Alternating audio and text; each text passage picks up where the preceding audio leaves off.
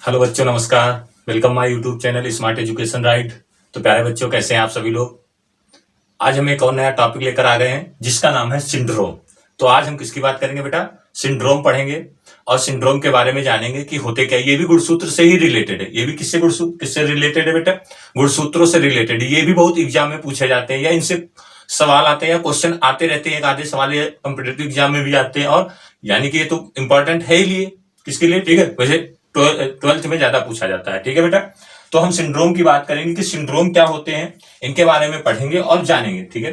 तो चलिए वीडियो को स्टार्ट करते हैं और पढ़ना स्टार्ट करते हैं। तो वीडियो के साथ बने रहिएगा और वीडियो को पूरा जरूर देखना, तभी समझ में आएगा। जब तक आप वीडियो को पूरा नहीं देखेंगे और जब तक वीडियो पूरा देखेंगे तभी चीजें समझ पाएंगे, ठीक है बेटा। तो चलिए वीडियो को स्टार्ट करते हैं और पढ़ना स्टार्ट करते हैं। तो सबसे पहले हम बात करेंगे इसकी सिंड्रोम क्या होते हैं। किसकी बात करेंगे बेटा? सिंड्रोम क्या होते हैं।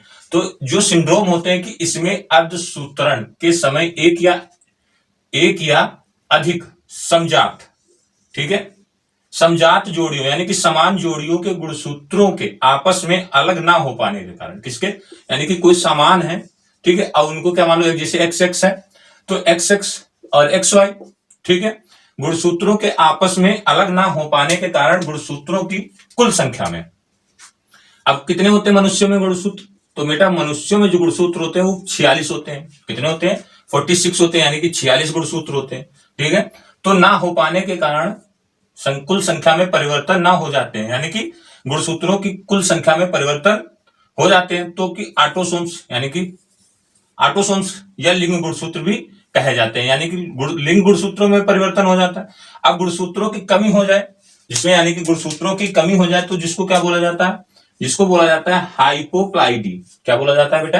यानी कि गुणसूत्रों की कमी हो जाने पर जिसको बोला जाता है हाइपोप्लाइडी, ठीक है। और यदि गुणसूत्र बढ़ जाए तो हाइपरप्लाइडी हो जाता है। क्या हो जाता है? हाइपरप्लाइडी हो जाता है।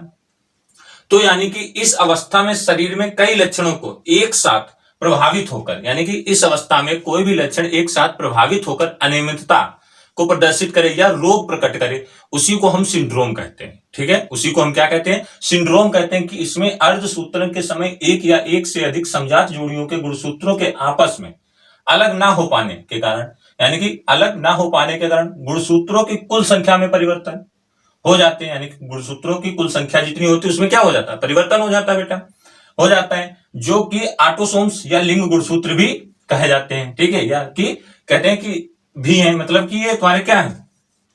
अब लिंग गुणसूत्र या ऑटोसोम्स भी हैं। यदि इन परिवर्तनों के दौरान क्या हो जाए कि दौरान गुणसूत्रों में कमी हो जाए तो हाइपोप्लाइडी कहलाता है। क्या कहलाता है बेटा? हाइपोप्लाइडी कहलाता है। और यदि गुणसूत्र बढ़ जाए तो हाइपरप्लाइडी हो जाता है। इन्हीं को हम क्या बोलते हैं? सिंड्रोम बोला जाता है, ठीक है। तो मनुष्यों में जो सिंड्रोम होते हैं, ठीक है, मनुष्यों में पाए जाने वाले अत्यधिक सिंड्रोम निम्नलिखित है। तो सबसे पहले हम बात करेंगे सिंड्रोम कौन कौन से मनुष्यों में पाए जाते हैं और पढ़ना स्टार्ट करेंगे बेटा, ठीक है। वीडियो को ज्यादा से ज्यादा बच्चों क्या करना है? आप सभी को शेयर करना है और चैनल को सब्सक्राइब भी करना है, ठीक है। तो पढ़ते हैं, आगे बढ़ते हैं। तो सबसे पहले हम बात करेंगे बेटा किसकी? जो तुम्हारे ऑटोसोम्स सिंड्रोम होते हैं, ठीक है। किसकी बात करेंगे बेटा? ऑटोसोम्स सिंड्रोम की, ठीक है। ऑटोसोमल, इनको ऑटोसोमल कितने होते हैं? यानी कि 22 जोड़ी होते हैं, ठीक है।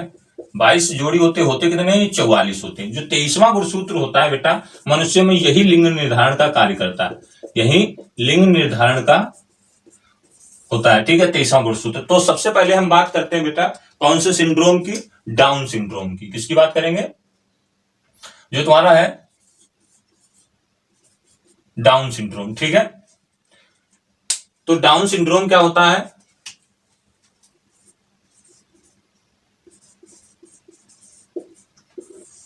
बहुत आसान भाषा में बात करेंगे इसकी, हम बहुत आसानी से बता देंगे बेटा डाउन सिंड्रोम क्या होता है। तो इसकी जो खोज की थी वो थे लैंगडन डाउन ने, ठीक है। लैंगडन डाउन ने इसकी खोज की थी। तो कब की थी? 1866 में। कहां के निवासी थे? इंग्लैंड के निवासी थे, ठीक है। कहां के निवासी थे बेटा? इंग्लैंड के निवासी थे। लैंगडन, इनसे क्या था कि मंगोली जड़ बुद्धता, यानी कि इन्होंने जब खोज की थी तो किसमें? मंगोली जड़ बुद्धिता ठीक है, मंगोली जड़ बुद्धिता रोगों का अध्ययन करके किया था। लगभग ये जो रोग होता है बेटा, ये 700 बच्चों में से, किसमें 700 बच्चों में किसी एक को ये रोग होता है। ठीक है, अच्छा ये रोग होता जो, यानी कि यही पूछा भी जाता है डाउन सिंड्रोम क्या होता है, तो यानी कि इसकी खोज किसने की थी, इसीलिए इन्होंने सब जितने भी जिन्होंने जिस सिंड्रोम की खोज की उन्होंने सब अपने अपने नाम पर ही इसको रखा है। ठीक है, जैसे लैंगडन डाउन ने यानी कि इसकी खोज की थी, कहां के निवासी थे ये, इंग्लैंड के निवासी थे। कब खोज की थी इन्होंने, 1866 में। ठीक है, मंगोली जड़ बुद्धिता पर इन्होंने क्या किया कि अध्ययन किया, एक बच्चे यानी कि अध्ययन किया, और लगभग 700 बच्चों में से एक, मतलब क्या था, एक बच्चा इस सिंड्रोम से ग्रस्त होता है। यानी कि ये कौन सी हो जाते हैं, 21वीं जोड़ी में। ठीक है, ये होते हैं ऑटोसोमल के अंतर्गत आते हैं बेटा। 21वीं जोड़ी में, समझ गए इतनी बात, 21वीं जोड़ी में क्या हो जाता है, इसमें 2n+1। ठीक है, 2n+1, तो यानी कि 21वीं जोड़ी में होता है। तो यहां पर जो गुणसूत्रों की संख्या हो जाती है वो कितनी हो जाती है, 47 हो जाती है। कितनी हो जाती है, 47 हो जाती है, क्योंकि एक गुणसूत्र क्या हो जाता है इसमें बढ़ जाता है। होते तो 22 है, ठीक, लेकिन 21वीं यानी कि x x और x, ठीक है, ये वाला गुणसूत्र क्या हो जाता है, बढ़ गया। जब ये गुणसूत्र बढ़ गया तो यानी इसमें क्या हो जाता है, क्योंकि मंगोलियन हो जाते हैं बच्चे, कैसे हो जाते हैं, मंगोलियन हो जाते हैं। तो इसमें क्या हो जाता है, 21वीं जोड़ी में ऑटोसोम्स 2 की जगह कितने गुणसूत्र हो जाते हैं बेटा, 3 हो जाते हैं, यानी कि 2 1 + x यानी 1, तो यानी कि 3 ये गुणसूत्र ऐसे बने होते हैं गुणसूत्र। ठीक है, अब ये देखो गुणसूत्र जैसे हैं, तो यानी कि ये वाला गुणसूत्र क्या हो गया, इसमें बढ़ गया। जब ये एक गुणसूत्र बढ़ जाता है तो इसमें क्या हो जाता है, यानी कि होने कितने चाहिए बेटा, 46 होने चाहिए, लेकिन हो कितने गए, +1 बढ़ गया, तो ये 47 हो जाते हैं। कितने हो जाते हैं, 47 होते हैं। बड़ी आसान है कि कौन सी जोड़ी में होता है, ये 21वीं जोड़ी में होता है। इतना आपको याद रखना। इसकी खोज किसने की थी, ठीक है, इसकी खोज किसने की, लैंगडन डाउन ने की थी। कौन सी जोड़ी में होता है, 21वीं जोड़ी में होता है। ठीक है, इसमें कितनी हो जाती, प्रतिलिपियां बन जाती, 3 प्रतिलिपियां नहीं हो जाती, होते 2 हैं लेकिन +1 हो जाता, तो इसमें 21वीं जोड़ी में एक प्रतिलिपि बढ़ने के कारण ये सिंड्रोम हो जाता है। ठीक है, अच्छा इसके लक्षण क्या होते हैं, इसके लक्षण जो होते हैं, इसमें बच्चों की आंखें क्या हो जाती हैं, आंखें जो होती हैं वो तिरछी हो जाती हैं। ठीक है, आंखें तिरछी हो जाती हैं और गोल चेहरा हो जाता है, सर गोल हो जाता है। जिसकी आयु लगभग कितनी होती है, 12 से 14 वर्ष। ठीक है, जिसकी आयु कितनी होती है, 12 से 14 वर्ष तक होती है। ठीक है, तो स्त्री यानी कि ये होते रहते हैं। इतनी बात समझ गए होंगे बच्चा। तो डाउन सिंड्रोम क्या होता है, लैंगडन डाउन ने इसकी खोज की थी। कहां के निवासी थे, इंग्लैंड के निवासी थे। कौन सी जोड़ी में होता है, 21वीं जोड़ी में होता है। यानी कि होते कितने हैं, यानी कि कितने, यानी कि 2n, यानी 21वीं जोड़ी में 2n+1, यानी कि 3 गुणसूत्र हो जाते हैं। एक प्रतिलिपिकरण इसका बढ़ जाना होता है, जिसको हम क्या बोलते हैं, डाउन सिंड्रोम कहते हैं। इसमें लक्षण क्या होते हैं, आंखें तिरछी हो जाना, सिर गोल हो जाना। ठीक है, और इसकी आयु जो होती है वो 12 से 14 साल तक होती है। ठीक है, आगे हम चलेंगे, अगले सिंड्रोम की बात करते हैं बेटा। अगला सिंड्रोम क्या है हमारा, देखते हैं। ये कौन सी जोड़ी में होता है, 21वीं जोड़ी में होता है। आगे हम बात करेंगे बेटा एडवर्ड सिंड्रोम की। ठीक है, एडवर्ड सिंड्रोम की। ठीक है, तो एडवर्ड सिंड्रोम में क्या होता है,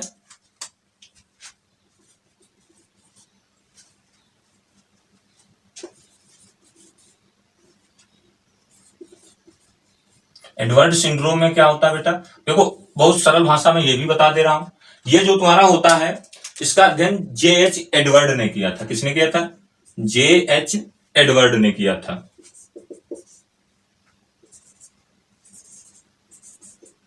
ठीक है, J.H. एडवर्ड ने किया था। इसका अध्ययन 1960 में किया गया था। कौन से सन में किया गया था सर, बेटा 1960 में इसका अध्ययन किया गया था। जिसने किया था वो एडवर्ड सिंड्रोम थे, मतलब एडवर्ड थे।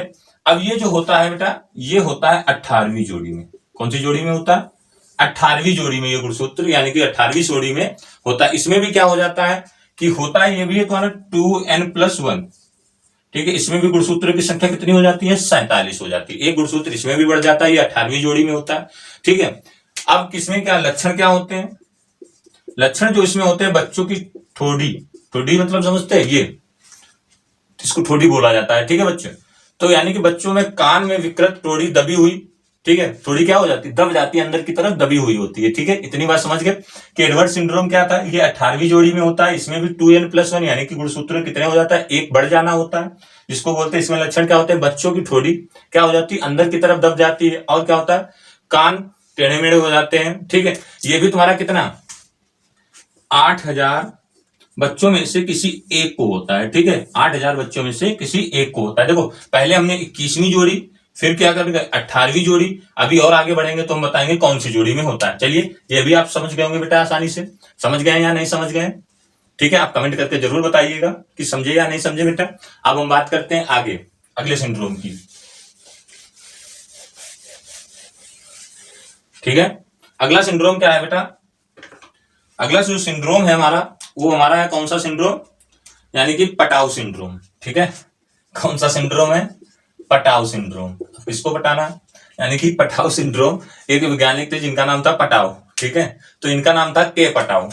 तो इन्होंने के पटाव का मतलब क्या होता है, किसे क्या पटाव, यानी कि के पटाव ने इसकी खोज की थी। किसने की थी, के पटाव ने इसकी खोज की थी। तो के पटाव का क्या होता है कि इन्होंने भी कौन से सन में की थी, सन 1960 में। ठीक है बेटा, तो यानी कि पटाव सिंड्रोम की खोज किसने की थी, के पटाव ने। ठीक है, किसने खोज की थी इसकी खोज, के पटाव। ठीक है, 1960 में। अजीब अजीब नाम लोग रख लेते थे। ठीक है, क्या पर के पटाव। ठीक है, सन 1960 में इसकी खोज की थी। तो ये भी तुम्हारा क्या हो जाता है, कौन सी जोड़ी में होता है बेटा, ये तुम्हारा जो होता है वो 13वीं जोड़ी में होता है। कौन सी जोड़ी में होता है, 13वीं जोड़ी में होता है। ठीक है, इसको पटाव सिंड्रोम बच्चों में 3 माह तक जीवित रहते हैं। मतलब इस सिंड्रोम से बच्चे किस माह तक जीवित रहते हैं, मात्र 3 माह तक जीवित रहते हैं। ठीक है, बस छोटा सा है लक्षण। इसमें क्या हो जाता है, तालु में दरार हो जाती है, यानी कि जो ये तालु होता है मुंह के अंदर, इसमें क्या पड़ जाता है, दरार हो जाती है। ठीक है, और अल्प विकास होता है। तो के पटाव ने इसकी खोज की थी। कौन सी जोड़ी में होता है, ये 13वीं जोड़ी में होता है। इतनी बात समझ गए बेटा। ठीक, कब की थी, 1960 में इसकी खोज की थी। आगे बढ़ते हैं, अगले सिंड्रोम की हम बात कर लेते हैं बेटा। अगला जो हमारा सिंड्रोम है उसका नाम क्या है, ठीक है, उसका नाम है हमारा, जो अगला सिंड्रोम है जिसको बोलते हैं हमें क्री डू चैट, क्री डू चैट। ठीक है, चैट सिंड्रोम।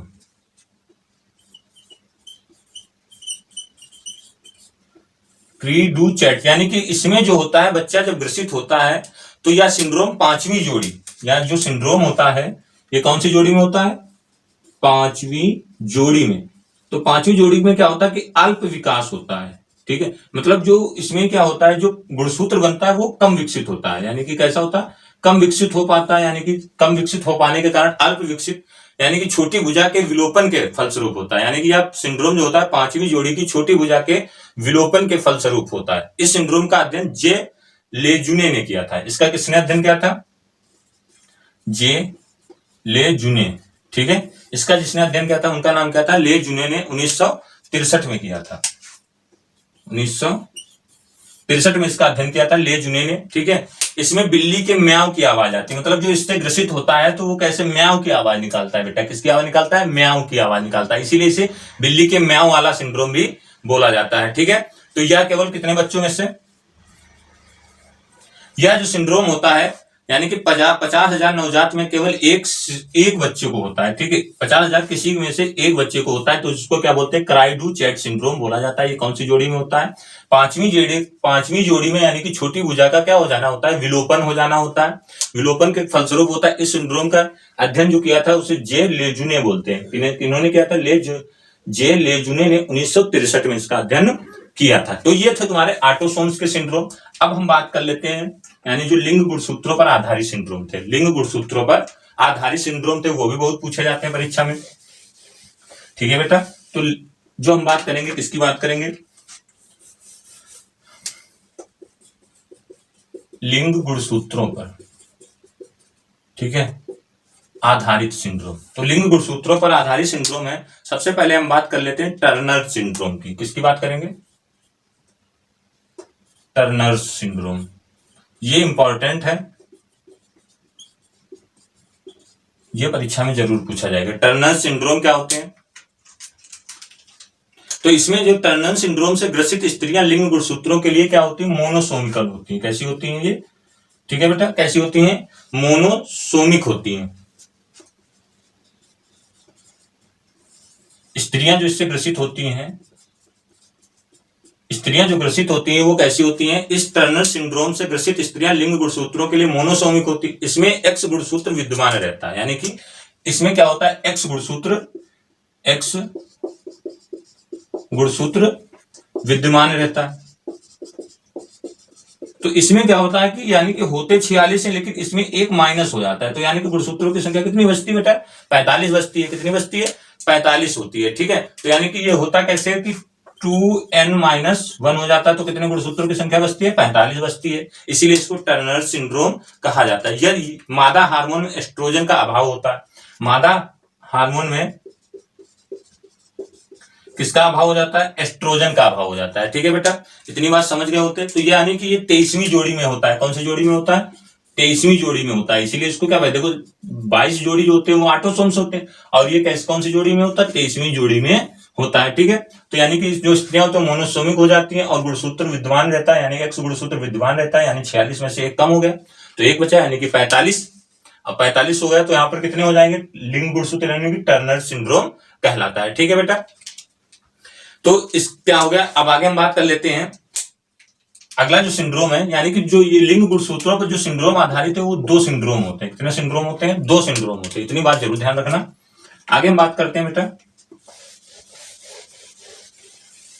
जहां पर कम हो जाए, समझ लेना वो टर्नर सिंड्रोम की बात कर रहा है। जैसे यानी कि 45 बचे, ठीक है, कितने कम होंगे, 46। और तो ये कौन सी जोड़ी में होगा, 23वीं जोड़ी में ही होगा। कौन सी जोड़ी में होगा, 23वीं जोड़ी में होगा, क्योंकि ये कैसा है, लिंग गुणसूत्रों पर आधारित सिंड्रोम है, ठीक है, इसीलिए 23वीं जोड़ी में होता है। अब हम बात करते हैं क्लाइनफेल्टर सिंड्रोम की। इसकी बात करेंगे, क्लाइनफेल्टर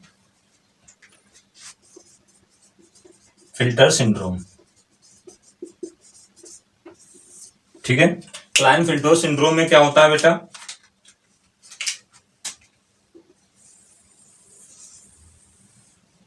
ठीक है, यह सिंड्रोम क्या होता है, ठीक है। इसकी खोज कब की गई थी, सन 1942 में की गई थी। सन 1942 में इसकी खोज की गई थी। इसमें लिंग गुणसूत्रों की बजाय 2, यानी कि होते कितने हैं, यानी कि जो 23वीं जोड़ी में होते हैं एक्स और वाई, ठीक है, लेकिन अब इसमें कितना बढ़ गया, एक आ गया, यानी कि एक और बढ़ गया, तो एक्स और वाई, एक्स और वाई ये कितने हो गए, 47 हो जाते हैं, ठीक है। कितने हो जाते हैं बेटा, 47 हो जाते हैं। तो यानी कि वाई गुणसूत्र उपस्थित होने के कारण, कौन सा गुणसूत्र उपस्थित हो गया, वाई गुणसूत्र उपस्थित हो जाता है। जैसे वाई गुणसूत्र इसमें उपस्थित हो जाता है तो इसमें लक्षण दूसरे प्रकट होने लगते हैं, यानी कि कुछ लक्षण मादा के जैसे रहते हैं और कुछ लक्षण इसमें कैसे रहते हैं बेटा, नर के जैसे रहते हैं। इसीलिए इसको क्या बोला जाता है, क्लाइनफेल्टर सिंड्रोम बोला जाता है। ठीक, गुणसूत्रों की उपस्थिति के कारण नए लक्षण विकसित हो जाते हैं, ठीक है। नए जैसे ही लक्षण विकसित होंगे तो यानी कि ये क्या हो जाएगा, कुछ लक्षण किसके, मादा के, और कुछ लक्षण बेटा किसके, नर के उपस्थित हो जाते हैं। तो इतनी बात समझ गए आप सभी लोग। तो ये कैसा होता है कि यानी कि ये 5000 पुरुषों में से एक लड़के को होता है, ठीक है। ये किसमें होता है, 5000 पुरुषों में से किसी एक लड़के को होता है, ठीक है, जिसमें ये लक्षण प्रकट हो जाते हैं। यानी कि कौन सा गुणसूत्र आ गया, वाई वाला आ गया। अब जैसे वाई गुणसूत्र हो जाएगा तो यानी कि कितने होते, 46 + 1 हो गया तो कितने हो जाएंगे, 47 हो जाएंगे। तो ये लिंग गुणसूत्रों पर आधारित हो जाते हैं, यानी कि ट्रांसजेंडर वाले हो जाते हैं, इसीलिए कैसे हो जाते हैं, 47 हो जाते हैं। इसमें कुछ क्या देगा, ट्रांसजेंडर जो मतलब कि होते हैं उनमें कितने होते हैं, 47 गुणसूत्र होते हैं, ठीक है। इतनी बात क्लियर हो गई बेटा। तो यानी कि लिंग गुणसूत्रों पर बता दिया, ऑटोसोम्स गुणसूत्रों पर बता दिया, तो अच्छे से आप सभी को गुणसूत्र समझ में आ गए होंगे बेटा। तो ये भी तुम्हारा कौन सी जोड़ी में होता है, 23वीं जोड़ी में होता है, ठीक है, 23वीं जोड़ी में होता है, ठीक है। इतनी बात क्लियर हो गई बेटा। तो आप सभी को सिंड्रोम पसंद आए होंगे, पढ़ करके समझ में आया होगा, तो वीडियो को लाइक कीजिएगा और हमारे चैनल को सब्सक्राइब जरूर कीजिएगा, ठीक है बेटा। तो कल मिलेंगे एक नए और टॉपिक के साथ में, मजेदार टॉपिक के साथ में। तब तक के लिए जय हिंद, जय भारत।